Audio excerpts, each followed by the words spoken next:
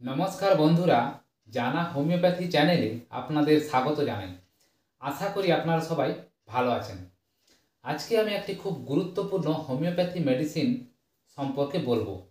এই মেডিসিনটি আপনারা কোন কোন রোগে ব্যবহার করবেন সেটা নিয়ে বলবো।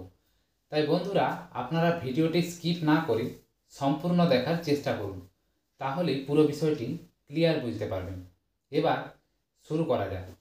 এই যে গুরুত্বপূর্ণ মেডিসিনটি হলো, সেটা হলো সিনকোনা, যার পুরো নাম হচ্ছে সিনকোনা অফিসিনালিস।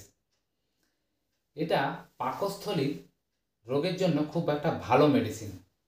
যাদের হজম শক্তি খুব দুর্বল, খাবার খাওয়ার পর পেটে দেখবেন ভারী মনে হচ্ছে আপনার, তারা এই মেডিসিনটি অবশ্যই খাবেন।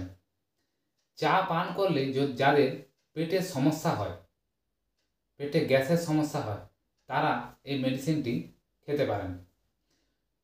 তলপেটের একদিক থেকে অপর দিকে আড়াআড়িভাবে তীর বেঁধার মতো বেদনা মনে হয়, এর যে পেশেন্টের এটা লক্ষণ।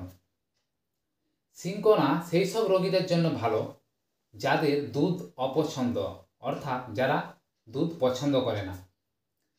খাবার খাওয়ার জন্য প্রচুর ক্ষুধা মনে হয়, কিন্তু খাদ্যবস্তু পাকস্থলীতে অজীর্ণ অবস্থায় পড়ে থাকে। সর্বদা আপনার দেখবেন পেট ফাঁপা থাকে, মুখে ঢেকুর ওঠে।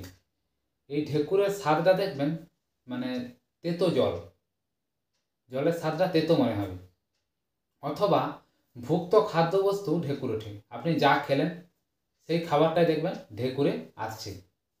ঢেকুর হলেও আপনার দেখবেন কোনো আরাম মনে হয় না। আপনি যদি ফল খান, আপনার কিন্তু আরও সমস্যা বেড়ে যাবে। হাঁটাচলা করলে আপনার আরাম মনে হবে। এই ধরনের লক্ষণগুলোতে আপনাকে এই মেডিসিনটি খেতে হবে। এবার আসি যাদের শ্বাস প্রশ্বাসজনিত সমস্যা রয়েছে, সেই সব লক্ষণ বলি। এটা ইনফ্লুয়েঞ্জা, এর সাথে যদি আপনার দুর্বলতা থাকে, তাহলে আপনি এই মেডিসিনটি খেতে পারেন। আপনি দেখবেন যদি মাথা নিচু করেন, আপনার শ্বাস নিতে পারবেন না, কষ্ট হবে। আপনার শ্বাস খুব কষ্টকর, মন্থর হবে।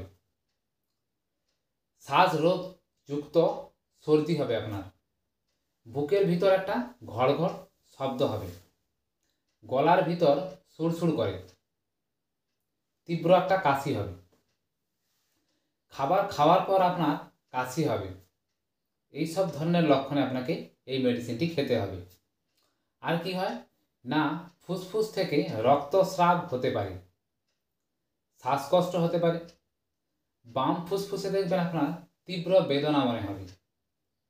এছাড়া হাঁপানি রোগী এই মেডিসিনটি খুব ভালো একটা কার্যকরী মেডিসিন। এই মেডিসিনটির একটা গুরুত্বপূর্ণ লক্ষণ হলো কি না, আপনি ভিজে স্যাঁতসেঁতে আবহাওয়ায় যদি থাকেন, এই রোগটা আপনার খুব বেড়ে যাবে। অর্থাৎ আপনাকে মাথায় রাখতে হবে, ভিজে ঠান্ডা স্যাঁতসেঁতে জায়গাতে এই রোগটা বেড়ে যাবে। তাহলে আপনাকে অবশ্যই এই মেডিসিনটি খেতে হবে। তাহলে বন্ধুরা, বুঝতে পারলেন এই সিনকোনা মেডিসিনটি একটা হচ্ছে হজমের জন্য খুব ভালো মেডিসিন, যে কোনো ধরনের আপনার হজমের সমস্যার জন্য। আর একটা কি না, আপনার যদি শ্বাস প্রশ্বাসের সমস্যা থাকে, শ্বাসকষ্টের সমস্যা থাকে, সেক্ষেত্রেও আপনি এই মেডিসিনটি খেতে পারেন। এবার আসি এর ডোজ, আপনারা কতটা পরিমাণ খাবেন। আপনারা সব থেকে ভালো হয় সিনকোনা 30 ডোজে যে কোনো মেডিসিন দোকানে কিনে নেবেন। এটি আপনারা সারাদিনে 2 ফোঁটা করে 2বার থেকে 3বার খেয়ে নেবেন। তাহলে আপনার এই যে সমস্ত রোগের কথা বললাম, এগুলো থেকে আপনি মুক্তি পাবেন। এইভাবে কয়েকদিন আপনি ওষুধটি খেয়ে যাবেন। ধীরে ধীরে রোগটা কমে গেলে আপনি আস্তে আস্তে ওষুধগুলো বন্ধ করে দেবেন। তাহলে বন্ধুরা, আপনারা ভিডিওটি বুঝতে পারেন। যদি ভালো লেগে থাকে প্লিজ লাইক করে দেবেন, বন্ধুদের মধ্যে শেয়ার করে দেবেন, তাহলে তারাও এটা সম্পর্কে অনেক কিছু জানতে পারবে। আর যদি ভিডিওটি ভালো লেগে থাকে প্লিজ সাবস্ক্রাইব করে দেবেন। কমেন্টও যদি আপনাদের কিছু জানার থাকে হজম সংক্রান্ত কিংবা আপনার শ্বাস প্রশ্বাসজনিত, আমাকে কমেন্টে জানাতে পারেন। আমি আপনাদের যথাসাধ্য উত্তর দেওয়ার চেষ্টা করব। ধন্যবাদ বন্ধুরা।